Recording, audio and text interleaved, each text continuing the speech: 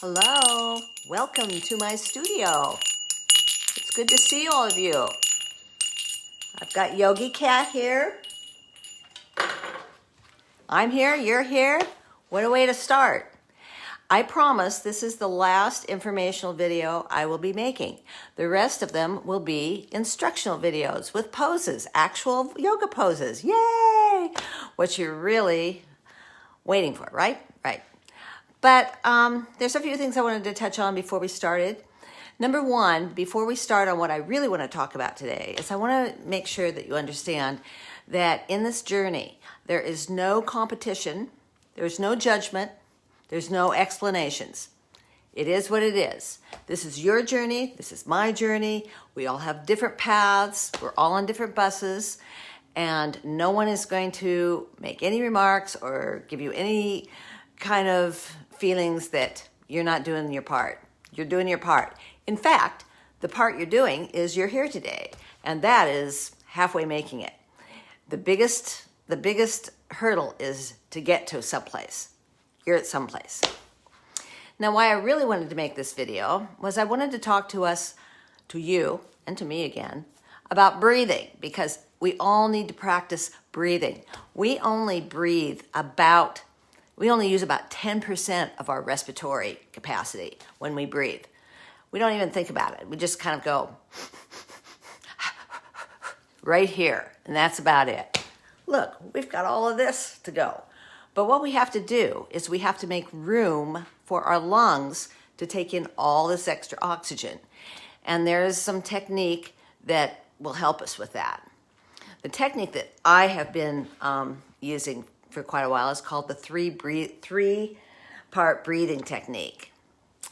And we have to think of our lungs like a glass of water. And we're going to pour water in, and the water is going to go to the bottom and fill up. Well, with lungs, it's going to be air is going to go to the bottom and fill up.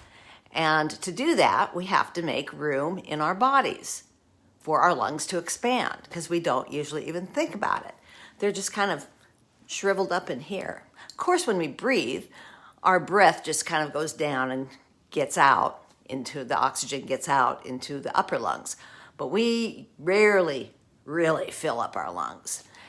And for any kind of exercise or any kind of living, to fill up your lungs with oxygen and to oxygenate your body as far as you can go will take you miles in anything you want to do.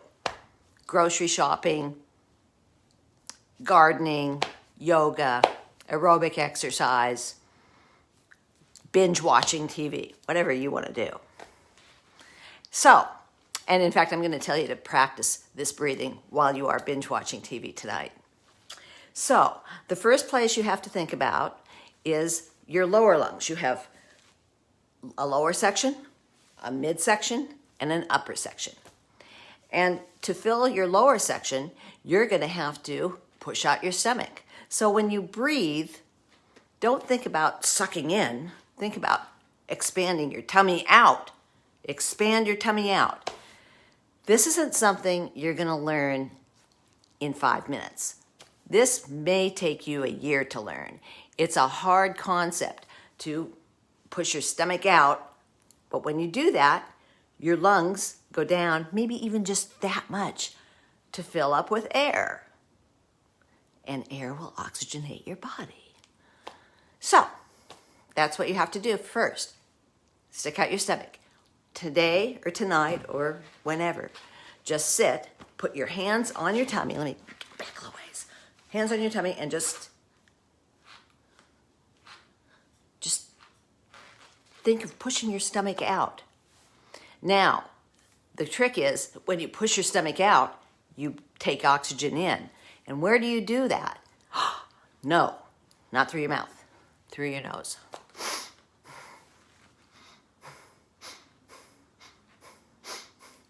Your nose is the key.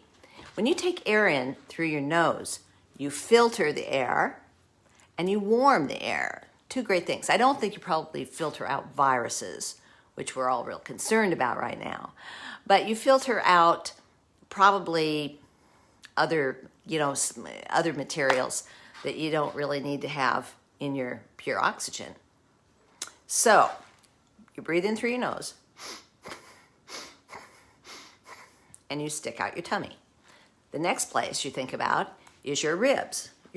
And so you stick out your tummy and you push out your ribs at the same time. Put your hands right on your ribs. There they are. So you're pushing down and out your stomach and you're pushing out your ribs. And the last place you do it is your chest. And you don't go like this. Do not do this. Pretty lame, huh? You want to. So you're trying to expand everything out and then suck everything in. Expand out, suck in.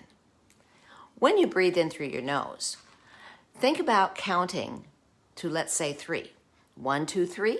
And then when you exhale to the count of 6. 1, 2, 3, 4, 5, 6. You want to make sure you get every ounce of that old air out so that you can fill up every place in those lungs with clean air, right? So you go 1, 2, 3. 1, 2, 3, 4, 5, 6. And you can breathe out through your mouth right now. At some point, we will change that, and you'll breathe in and out through your nose. That's a whole nother lesson. But right now, you can breathe out through your mouth.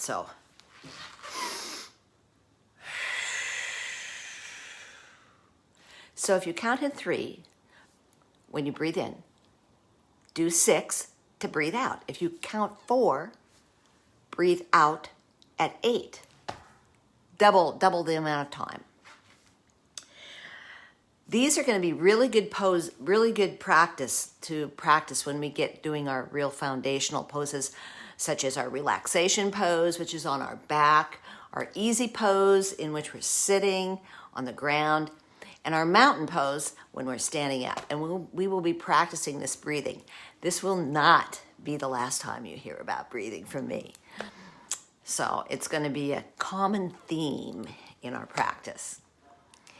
There are some poses where you will expand out, and even when you breathe out, you will stay expanded out as you breathe in again. So you won't be going in and out. You'll expand out, you'll stay out, you'll breathe out, and you'll be staying out and breathe in again, staying out. And those are poses that are going to involve opening up really big, such as the triangle pose, which we'll get into doing, and the camel pose. I think the warriors will use that, warrior 1, warrior 2. And we'll be using, and that's called expanding breathing, expanded breathing.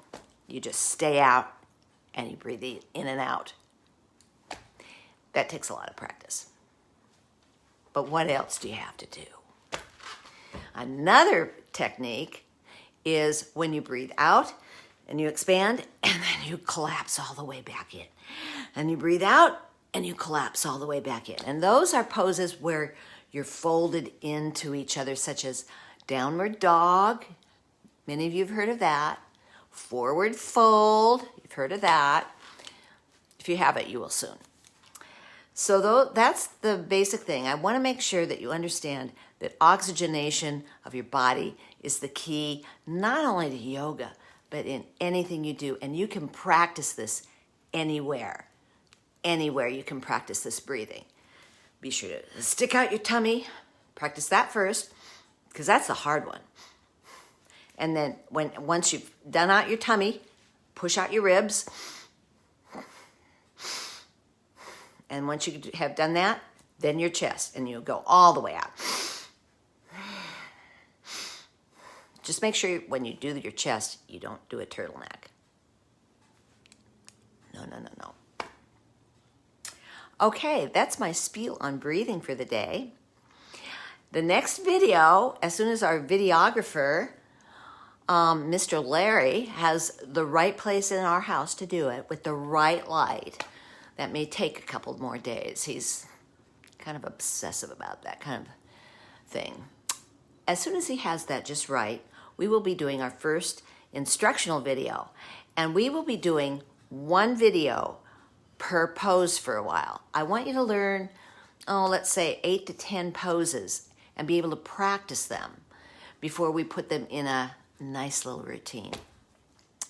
I always found it really hard when I was first taking yoga to have all these poses, plus all the breathing and learning all of it at one time. I'm sort of somebody who likes to pick apart things before I put them together. As you can see, I play piano, so I do that a lot with my piano too. It drives my teacher crazy. Anyhow, so the next video that I have, wear comfortable clothing, loose but not baggy. You don't want something getting in your way. If we put our heads down, you don't want your t-shirt coming over your head.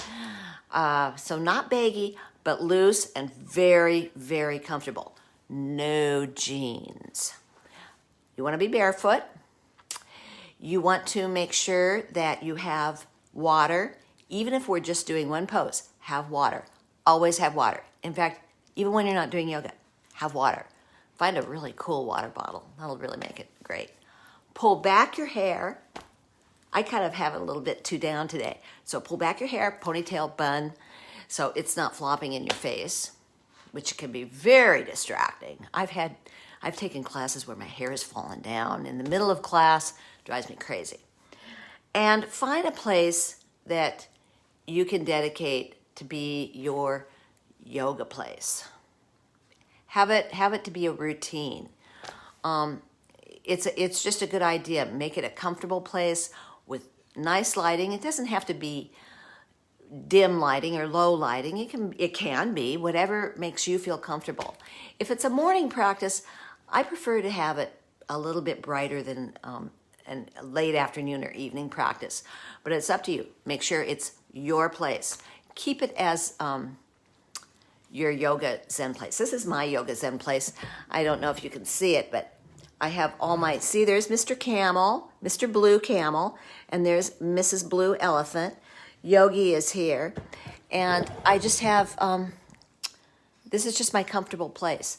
I get to look out, my beautiful yard, beautiful trees, nice light, and it's just kind of my place. And I have over here, I have my workout studio, and I have my 70-inch TV that when I'm on my treadmill, I get to watch. Anyway, very soon we'll be having our first instructional video. It will be on the ground, loose clothing, not too warm, nice bottle of water, hair back, comfortable place in your house. Have your mat, have blankets, have a pillow that we might put underneath our knees. Have your blocks ready and maybe a strap. Just have all your yoga equipment that we talked about earlier right there. Whether we need it or whether we don't, at least it's there. And we will see you next time. Namaste.